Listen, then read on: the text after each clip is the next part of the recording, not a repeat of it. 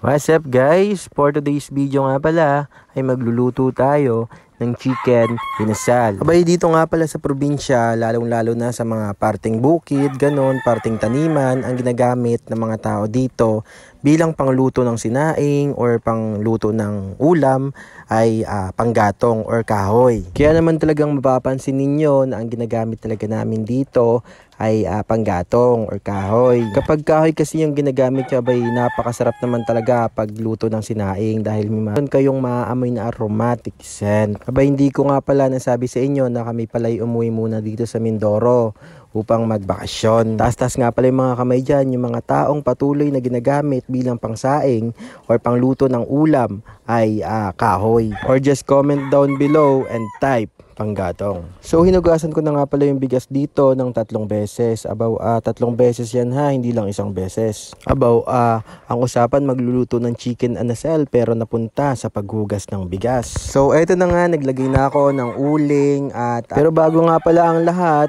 bakit nga pala chicken inasal yung lulutuin natin ngayon? Ganito kasi yon. Abay matagal-tagal na nga rin palang hindi ako nakapunta sa Mang Inasal. Tapos agad ko naman tinanong si ate kung nakapunta na ba si ate sa Mang Inasal. Abay sumagot ba naman sa akin, hindi pa daw. Kaya naman agad sabi ko sa kanya, abay ipupunta kita sa Mang Inasal pagka-uwi mo ng trabaho, pero ang pangalan Mang Paulos Inasal. Kaya naman agad akong pumunta sa malapit o hindi kalayo ang talipapa sa amin at bumili ako ng 1 buong manok. Nabili ko nga pala yung 1 buong manok na sa halagang 275.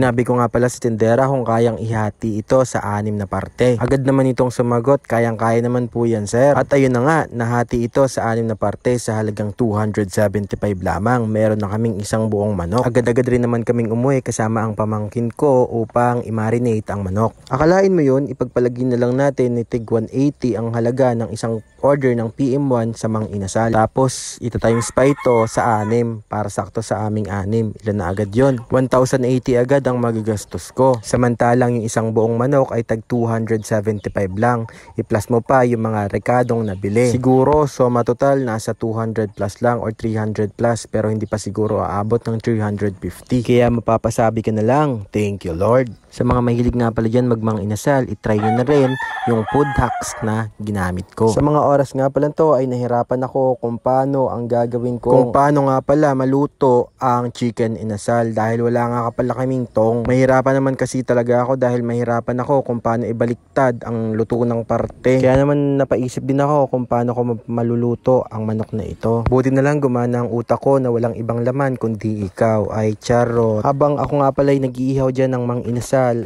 chicken anasal ay pati ako'y pinapawisan na para bang ako pati ay niluluto na. Talaga namang labas-labas yung mga taba-taba ko sa katawan akala mo naman nagsipaglabasan din at ang taba-taba pa rin naman. Abay ito ipapasport ko na, abay ako'y nagugutom na, wala na akong ibang maisip na sasabihin abay sige paypay, damay-damay na to. Abay ito ipapasport ko talaga. Tara sige na, kahit na tayo. Aba pwede na yan, luto na yan. Kung ano man yung napapansin ninyo ay wag nyo nang pansinin. Abay napalakas lang talaga sa apoy. Baga, napalakas lang talaga sa baga. Abay kung ano nakikita niluto yan sa personal talaga at maganda ang kulay. Yun lamang. Paano? Kain na tayo. Maraming salamat sa blessings na pinagkaloob sa atin ng may kapal ngayong araw. At naway mabusog tayo ngayong araw. Paano? Kain na tayo. Sabay-sabay tayong kain. Let's go! Magkain ako na ito, ma'am. Magkain ka dyan,